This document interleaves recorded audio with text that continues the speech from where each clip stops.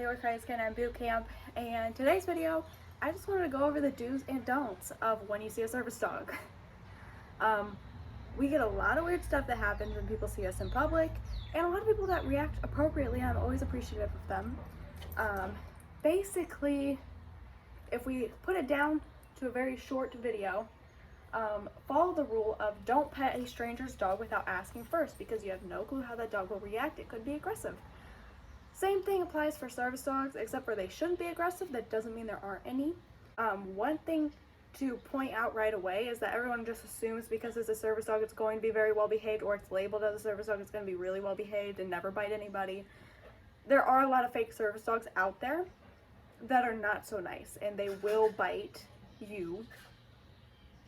So don't just pet any dog you see just because it's labeled as a service dog. Ask the handler first and pay attention to the dog's body language. If you see any signs that you don't like, don't pet that dog. And if you feel like the dog could be a threat, report it to the management of that store that you're in or business. We'll go over the don'ts first because those are kind of fun. This one's pretty obvious. Don't just come up and pet my dog without asking or even making eye contact with me or saying a word to me. Don't just do that. That's rude. Not your dog, not your medical equipment. Don't touch it.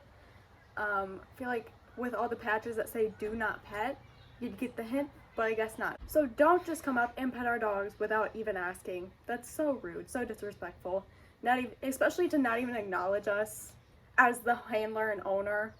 Not even give like a nothing. Just going straight for our dogs. That's so disrespectful. Another don't ask for our medical information / ask, you don't look disabled, why do you have a service dog? That's also rude. In case you didn't know, not all disabilities are visible. Basically what that means is things like a seizure disorder or diabetes or hypoglycemia, heart issues, blood pressure issues. You can't see any of that. But service dogs can still help those people that are disabled by those conditions, and they are used for that, to keep the handler safe, to warn them before an attack or episode or whatever. That way they can get to a safe place, make sure they won't hit their head if they have seizures, or if they have diabetes, they can check their sugars, make sure they don't need insulin.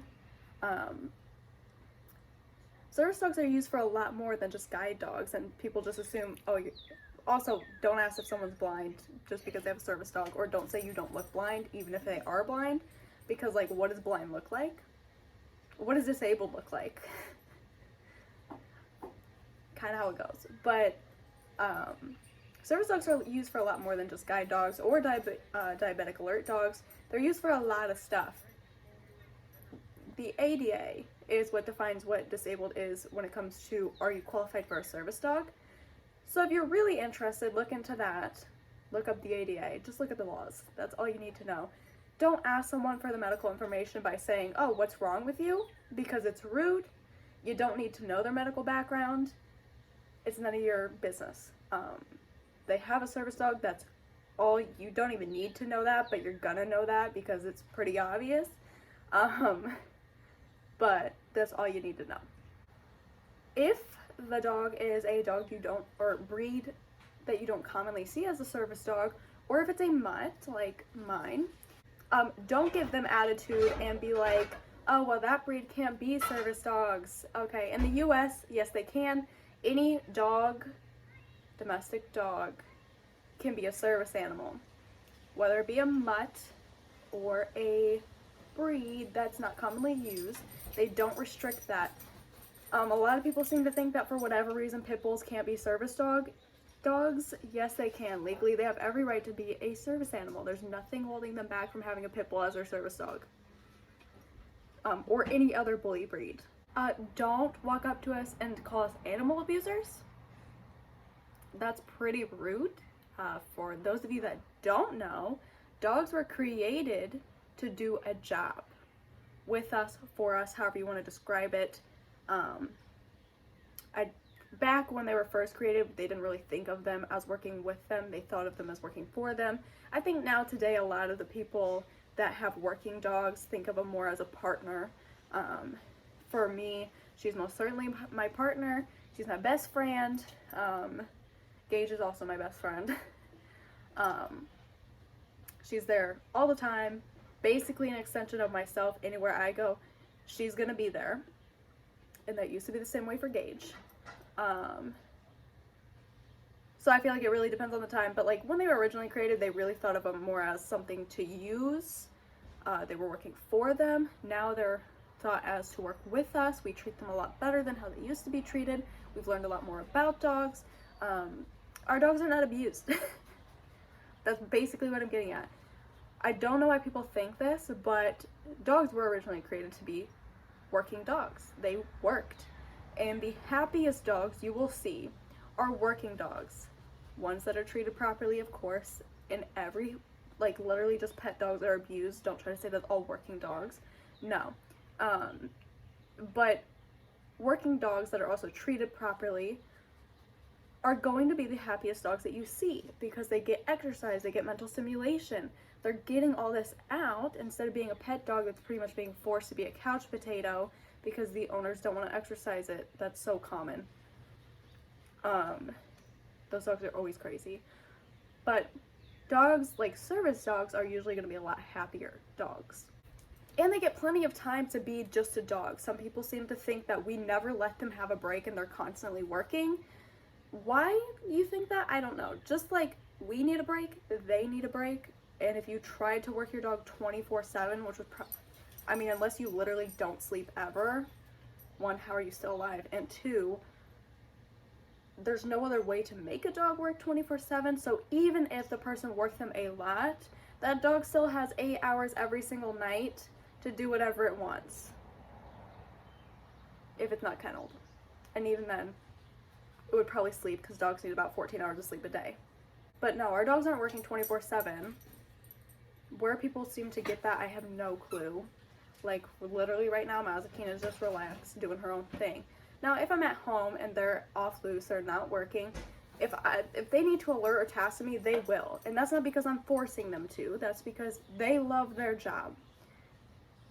Service dogs aren't tortured. They're not sad. They're not upset. Service dogs have to love their job. Why? Because a dog that doesn't like his job isn't going to do it. Is going to be a pain in your butt, so it's just going to make your life harder because it doesn't enjoy its work. And could potentially, depending on the dog, become a risk to the public because it is so unhappy doing its job that it might just lash out at someone. Our dogs have to enjoy the job. I could not tell you how many dogs have washed out just in the US, probably in the past year, just because they didn't like the job. There was nothing else wrong. The dog had perfect obedience. The dog had a great temperament. It just did not enjoy the job. That I know of personal friends of mine, they've washed 10 dogs this year have been washed simply because they don't like the job. Nothing else was wrong with the dog. It just didn't like to work, which is perfectly fine. So they kept the dog as a pet. But it wasn't going to work because it didn't enjoy its job. The dogs have to enjoy the job. That's a huge part of it. And they are our medical equipment, so of course we want them to enjoy what they're doing. It's just unethical to work a dog that doesn't enjoy the job. Now for the do's, it's really pretty simple. There's multiple ways you can go about it. One, completely ignore them. They're not there. You didn't see a dog at all. You didn't see the handler at all. Just keep on going about your day. That is my preferred technique, but really I don't mind either way. I really don't mind when people ask me questions. That doesn't go for every handler. But another thing you can do, besides just ignoring us, is walking up to us, looking at us, talking to us, not our dogs. Our dogs do not talk back. No matter how much training we give them, we have not accomplished that yet. They will not talk to you back. Talk to me, the handler, or whatever handler, and ask us if you can pet the dog if that's what you want. We might say yes, or we might say no. It really depends on the dog's job. Some handlers kind of know when they're having a bad day, so they need their dog more. They'll say no then, and then if they have a good day, they may say yes then. But if they say no, this is going to be another don't. Don't get upset at them because they told you no. You're not entitled to pet our service dogs. Like, they're our dogs, our medical equipment. You have no right to pet them. Actually, in a lot of states, it's illegal. Not illegal to pet the service dog, but to distract it. So if you pet it when someone has told you no, or without asking, in some states you can be charged for distracting a service animal. Just saying. But anyways, sidetrack. Yeah, please talk to us, not our dogs. If you want to pet them, ask us. We might say yes, and if we say no, we're not trying to be rude to you or mean to you or take a personal attack out on you. We're just saying no because that's our medical equipment. We need them, which is why they're there. They're not there for your entertainment or for your own needs. They're there for us. And they quite enjoy their job. Oh, also, if you just want information, most of us are very happy to educate. Obviously, sometimes if we're busy, we might be like, hey, I'm sorry, I'll give you, like, me personally, I'll just be like, hey, I'm sorry, I'm a little busy right now. But if you want to know more about service dogs, go to the ADA.com or .gov, ADA.gov. If you want to know more about service dogs, go to ADA.gov, look at the Fair Housing Act, which is through HUD.gov, like, look at the laws. If you really want to know more about personal life with them, go to service dog groups on Facebook. There's a lot of them. You can ask questions there. There will be plenty of people happy to answer. But most of the time I'm fine with people asking questions and I'll answer them. I love to educate about service dogs. It really just makes my life and any other handler's life easier that runs into them, into those people that needed education or was asking for education.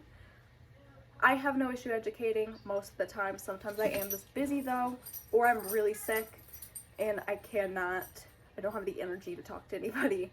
So, in those cases, I'll just refer them to laws and Facebook groups. Yeah, those are really the three main ways that you can approach a service animal and its handler. If you just want to ask us questions, talk to us. Don't talk to our dogs. The main ones. Don't talk to our dogs. Don't make eye contact with our dogs. We talked about this in other videos. It's a form of intimidation. Even service dogs could get annoyed by it. They're not going to bite you because they have a stable temperament, but they're not going to like it either, and we don't want them to be uncomfortable. And it is distracting when you're staring at them in the eyes. I mean, if I were to sit there and just stare at you, you probably would be distracted by that and be like, what is she doing? Same with the dogs. Don't just pet our dogs. Please ask, at the very least, ask first. And those are the main ones. And a lot of dogs have patches that say all three of those. So read the patches. Oh, also, this is a question I get a lot. So those are like normal trying to greet. If a service dog handler is on the ground, I get this a lot, especially with me being a pass out risk. People ask me, what do I do if you pass out? Or if I see another handler passed out because they don't know me personally. Read the patches. Almost everyone who is a pass out risk or fall risk will have patches saying what to do. I have a patch that says, do not call 911 unless injured. I don't need help, my dog will do it.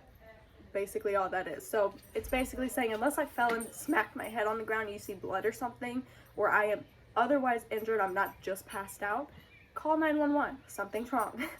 But if I'm just passed out on the ground, don't call 911. Don't interact with me. Don't touch me. I'm pretty sure it says something along those lines. My dog will handle it. So, yeah. That should be everything. Let me know if there's anything else you want to know about the service dog world, and I will gladly answer it.